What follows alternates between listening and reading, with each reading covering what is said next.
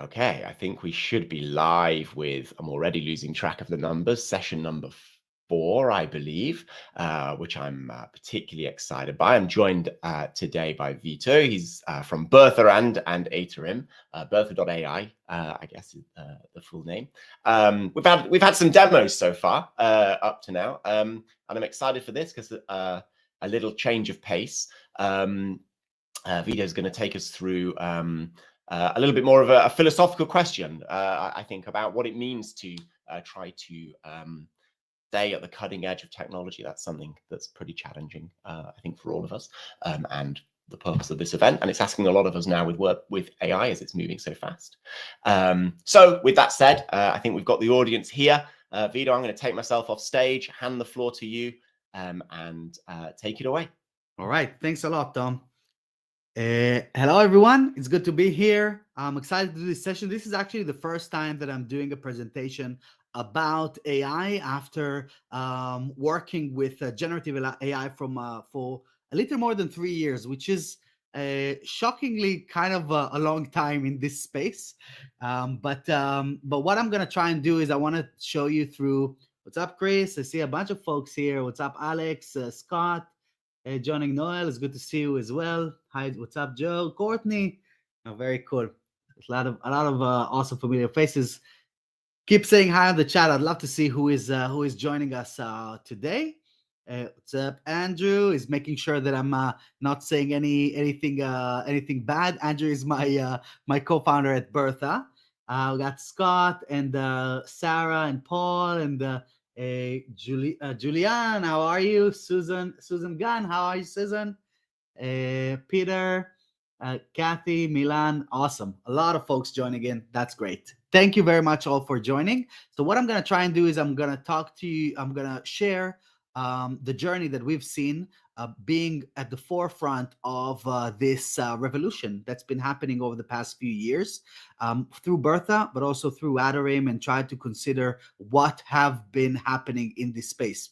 And the interesting thing about building within uncertainty is that it happened in the WordPress space, or it's still happening right now with Gutenberg being developed in public, really. And over the past 3-4 years since it was launched, we see a lot of products that build and then need to revise and then need to shift their opinions or shift their mindset because there is no clear roadmap to what is going on. And this is the same challenge that we have within the AI space and building with AI. So, or generative AI to be precise. So let's dive straight into this. And first, I'm going to introduce myself for folks that I'm getting to know here for the first time. My name is Vito. I've been building websites for more than 20 years. If anyone knows here of GeoCities, that was my first thing when I was a teenager. I'm a father for 2 kids under 3. Liv is 2.5 years old and Kai is 6 months old. I used to run an agency with a team of 12 here in London in the UK, where we built hundreds and hundreds of projects, mostly medium-sized business, mostly for medium-sized businesses, but a lot of nonprofits as well here in the UK. And through that experience running an agency, we created a product that back then was called WP Feedback, and later on evolved to becoming Aterim, which is a platform that helps digital agencies as well as product teams to collaborate with their clients, stakeholders, and internally within the team itself. Currently, there's about 1.2 million folks that are using Aterim on a daily basis across collaborators and agencies and so on. And 3 years ago, I co-founded Bertha.ai along with Andrew. There's an interesting story about that I'll share with you in a second. And as I mentioned, I've been working with generative AI for a little more than 3 years now. So before we go into the past 3 years, let's go a little further back and see where this whole thing started from. So the concept of artificial intelligence actually dates back to ancient Greece, which we're going to be visiting in a couple of weeks in WordCamp Europe. I hope that a lot of the folks here on the session are going to be joining us there. But that really is where it started back then. philosophers tried to explore the concept of creating all kinds of machines that could mimic human thought and action, but it was just in the concept of theory. Until the mid 20th century, it was just an idea. Yeah, I can see that Marcus can remember ancient Greek. Oh, I can't remember if my first slide. Okay, fine. But back in 1956, that was really the first instance of AI as a concept that was initiated by John McCarthy. He basically that was what was considered as the birth point of AI, where there's researchers that define the science of engineering of making intelligent machines back then. Then there's been a bunch. It was mostly like science fiction for a couple of decades. There's really slow progression with it. People tried to do something with it during the 60s, the 70s, mostly around the research, but it didn't turn out to be anything substantial, mostly because of technology wasn't up to par with what it was required. And in the 80s, it almost died completely due to lack of funding and computing power that was literally just not there. Then in the 90s, it started coming back with some more useful use cases, especially around the invention of the internet and things that are, nowadays we think of AI mostly as Chat GPT and stuff like this. But email filters, voice recognition apps, and all of those kind of recommendation engines that happen within searches. Search engines are literally the first practical implementations of AI.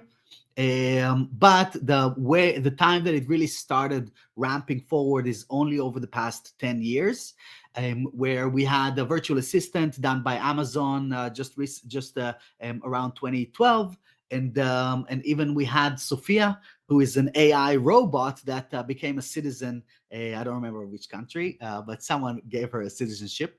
And then really from that point on, it continued until 2020.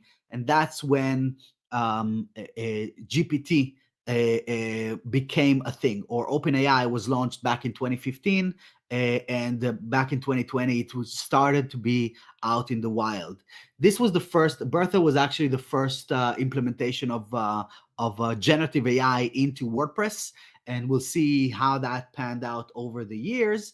But today's session is mostly going to be focusing on the past 3 years, since Bertha was born and all the way to now, and talking a little bit about the future.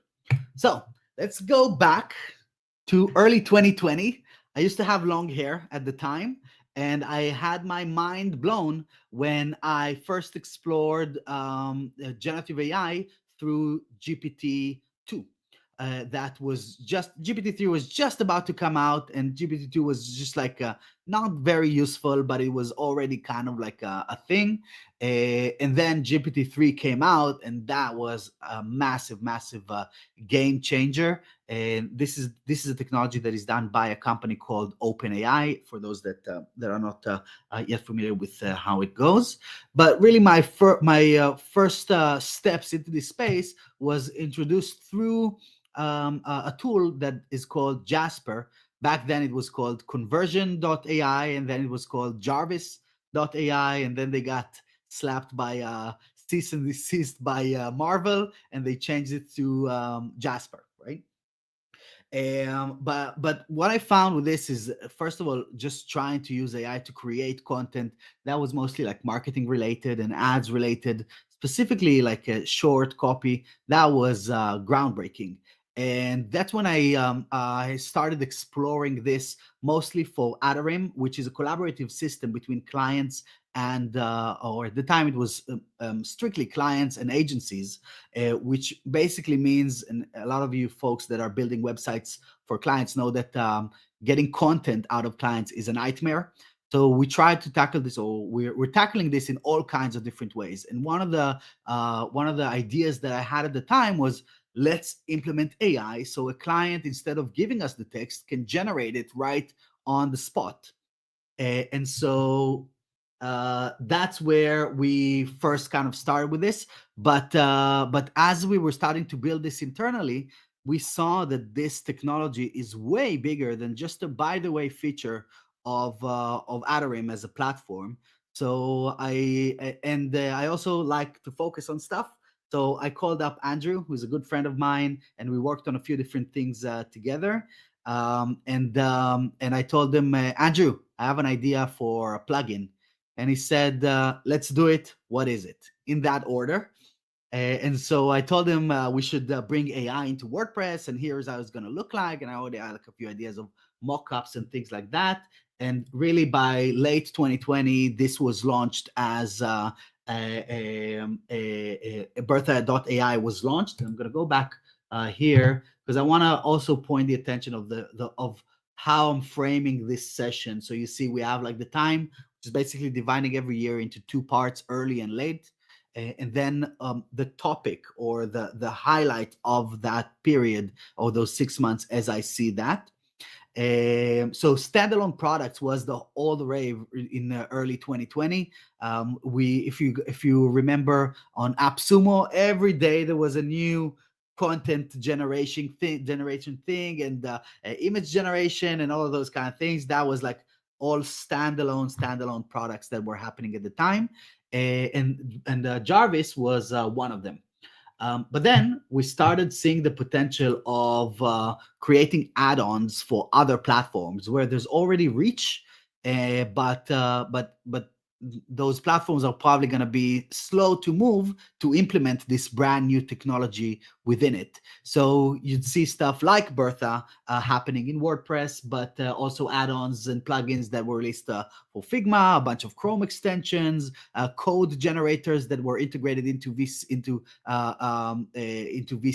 and Adobe products. We've had plugins in there to maximize images and minify all this and reducing all kinds of pixelated use cases.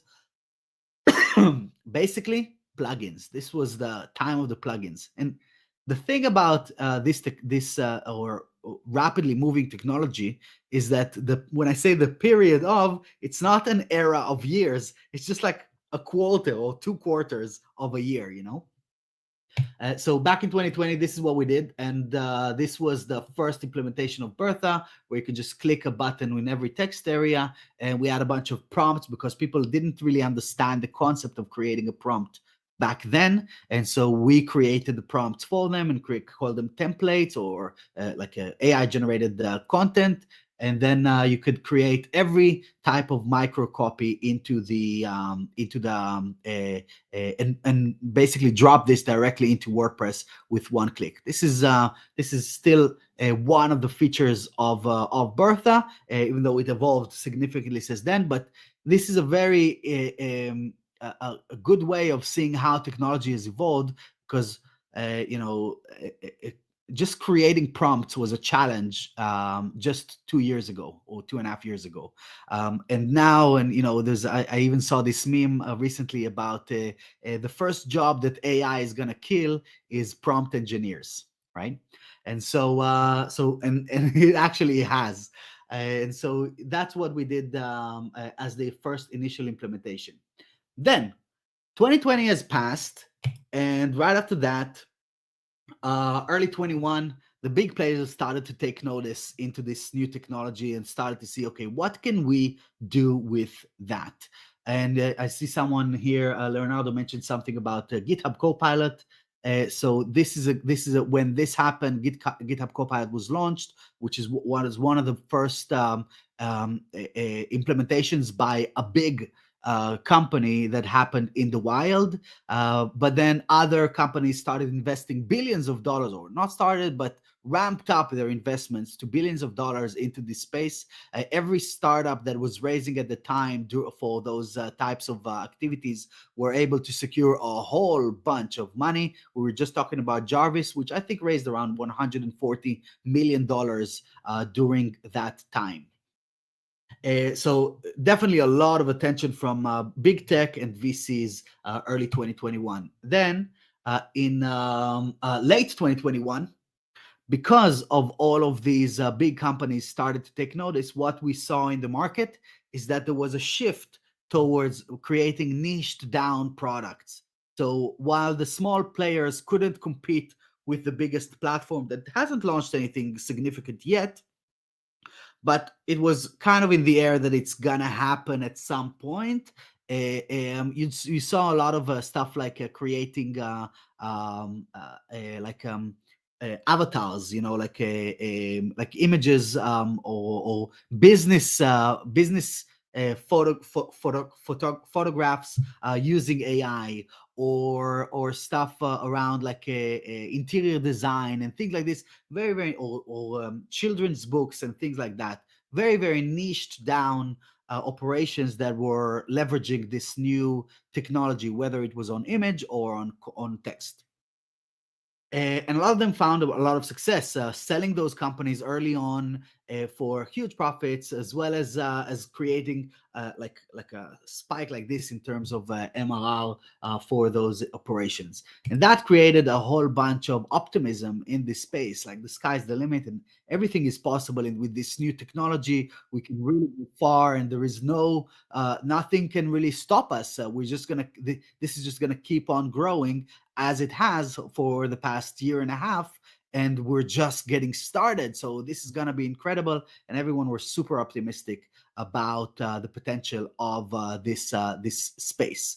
But you can already see how people that have been building for a year and a half had to change and adapt already a few times through those as the onion peeled its layer.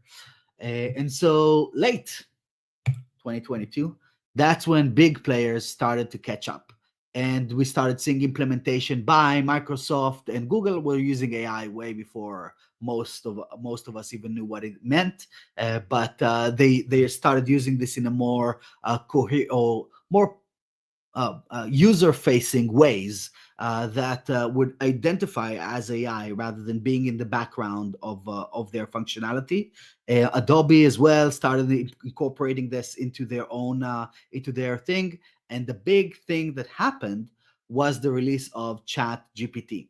So there's ChatGPT is considered one of the fastest growing companies ever.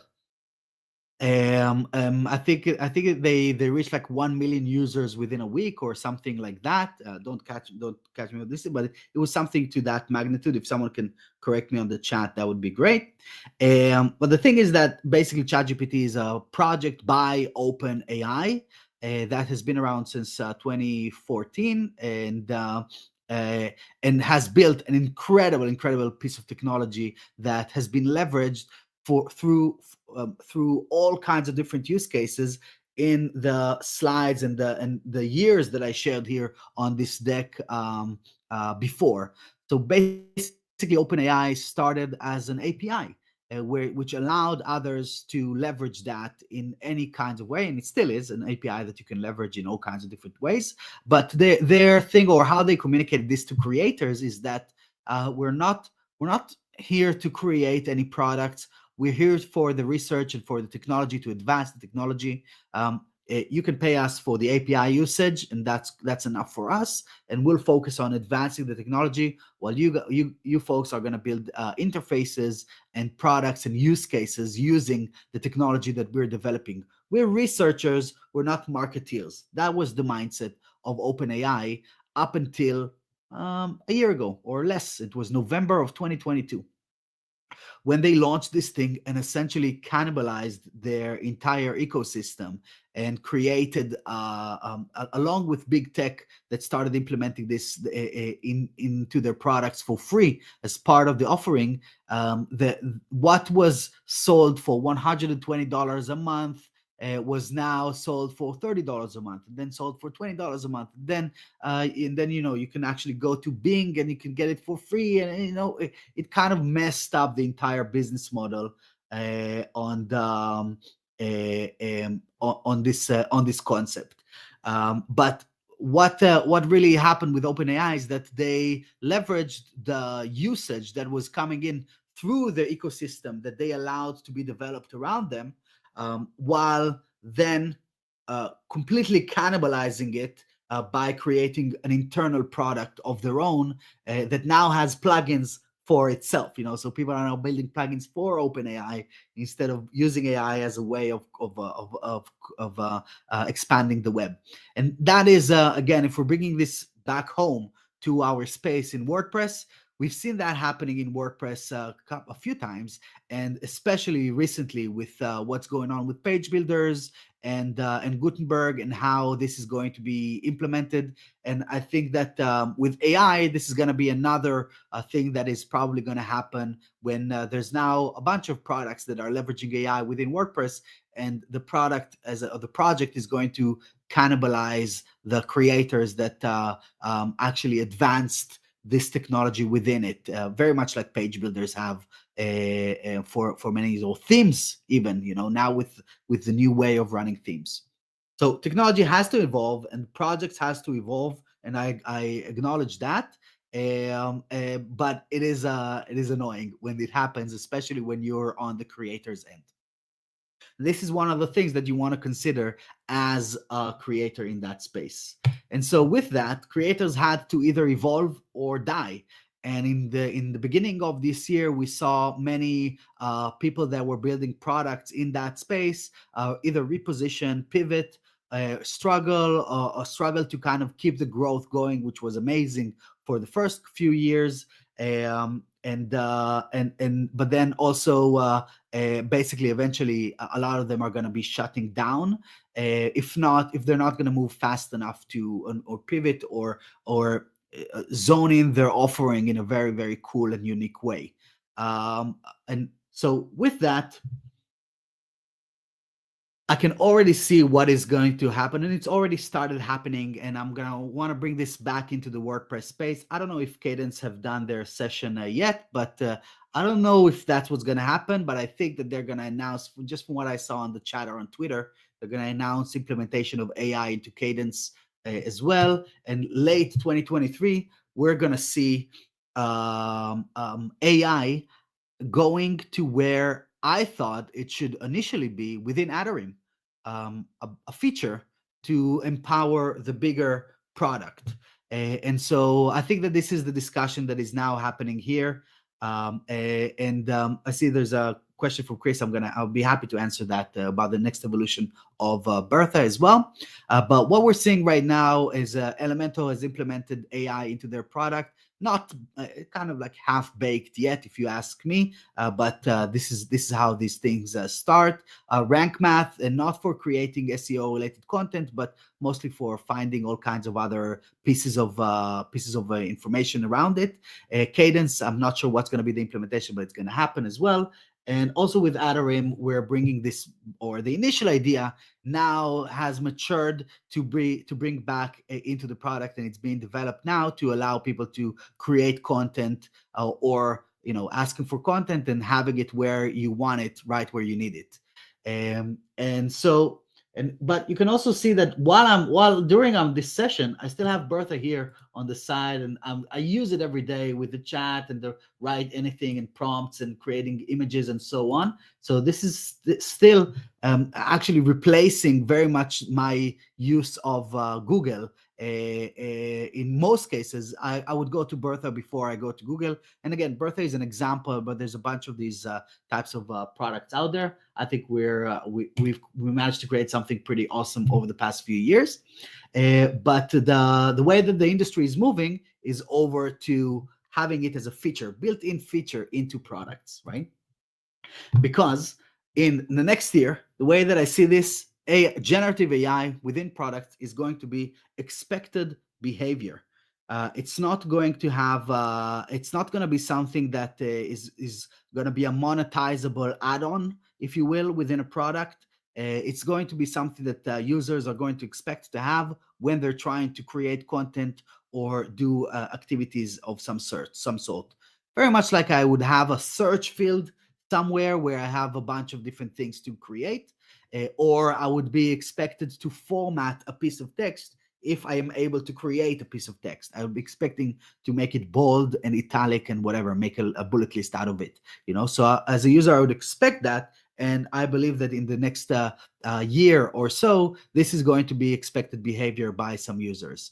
And that brings a few opportunities to the market especially for all of us here. And I'm considering the folks that are in here are either product makers or developers or working at agencies or running agencies. So I tried to create a few of these or to think of what I see as the opportunities for the upcoming year.